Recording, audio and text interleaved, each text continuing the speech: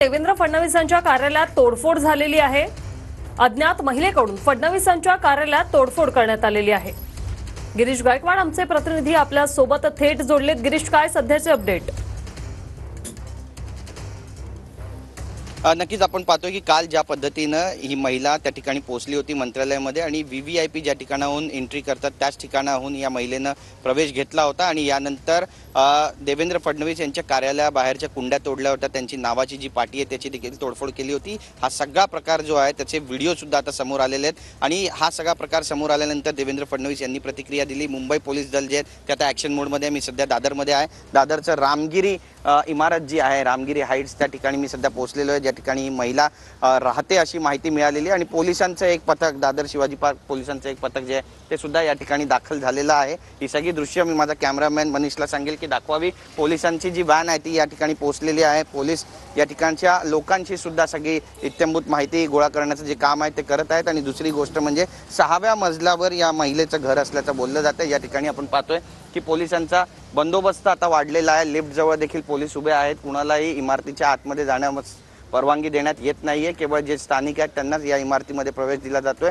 आणि 6व्या मजल्यावर या महिलेनं स्वतःला इमारतीच्या रूममध्ये बंद करून घेतलेला आहे, ज्या ठिकाणी ही महिला राहते आणि त्यामुळे या महिलेला आता बाहेर कसं काढायचं हे फार मोठं एक चॅलेंज आहे, ते मुंबई पोलिसांच्या समोर उभं टाकलेलं आहे। या महिलेचे जे नातेवाईक आहेत त्यांना सुद्धा आता संपर्क साधण्याचा प्रयत्न जो आहे तो शेजाऱ्यांच्या मार्फत पोलिसांकडून केला जातोय। काही वेळामध्ये डीसीपी सुद्धा या ठिकाणी पोहोचतील आणि महिलेची समजूत काढण्याचा प्रयत्न केला जाईल। बऱ्याच तक्रारी या महिलेच्या, या इमारतीच्या, सोसायटीच्या लोकांकडून सुद्धा आहेत असं प्राथमिकदृष्ट्या समजतंय, कारण मानसिक मनोरुग्ण असल्याचं सुद्धा बोललं जातं आणि हेच कारण आहे की या महिलेनं अशा पद्धतीचं कृत्य केलं। मी पुन्हा एकदा हे सगळे दृश्य दाखवेन। पोलिसांची जी गाडी आहे, ताफा आहे, तो या ठिकाणी पोहोचलेला आहे। महिला पोलिसांचा जो एक स्टाफ आहे त्यांना या ठिकाणी सध्या पाचारण करण्यात आलेलं आहे आणि वरती सुद्धा आपण पाहिलं की महिला पोलीस ज्या आहेत त्या मोठ्या प्रमाणामध्ये दाखल झालेल्या आहेत आणि 6व्या मजल्याचा जो ताबा आहे तो सध्या मुंबई पोलिसांनी घेतलेला आहे आणि या सगळ्या महिला आता या ठिकाणी बोलवण्यात आलेला आहे। महिलेला बाहेर काढण्याचा जो प्रयत्न आहे तो सध्या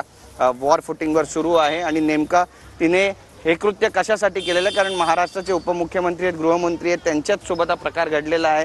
लाडक्या बहिणीला एकीकडे सरकार त्यांच्या खात्यामध्ये थेट पैसे देत असताना दुसरीकडे या लाडक्या बहिणीनं देवेंद्र फडणवीस यांच्या घराच्या, यांच्या ऑफिसच्या बाहेरची नेमप्लेट का तोडली, या मागचं नेमकं कारण काय, त्यांच्या मनात कोणते असे विषय होते जे गेल्या अनेक दिवसांपासून सुरू होते आणि त्याचा राग त्यांनी काढला, असा थेट प्रश्न पोलिसांचा सुद्धा असणार आहे आणि पोलीस प्रयत्न करतायत या सगळ्यांचा माग काढण्यासाठी, त्यांचा जबाब नोंदवण्यासाठी, पण महिलेला वारंवार दार ठोठावून सुद्धा महिलेनं अद्यापही दार उघडलं नाहीये अशी प्राथमिक माहिती आणि त्यामुळे आपण पाहतोय की पोलीस आता दाखल झालेले आहेत या इमारतीमध्ये आणि या सगळ्या गोष्टीचा आता खुलासा नेमका मुंबई पोलीस कशा पद्धतीने करणार आहे हे पाहणं महत्त्वाचं ठरणार आहे। पण या महिलेला आता ताब्यात घेण्याच्या ज्या हालचाली आहेत त्या मुंबई पोलिसांकडून आता वाढलेल्या आहेत असं म्हटलं तर गैर ठरणार नाही। वृषाली, नक्कीच आपण पाहतोय सध्या महिला पोलिसांचं पथक देखील या ठिकाणी दाखल झालेलं आहे। या महिलेने स्वतःला घरात कोंडल्याची माहिती मिळते। या महिलेला घराबाहेर कसं काढायचं हा प्रश्न सध्या पोलिसांसमोर उपस्थित झालाय।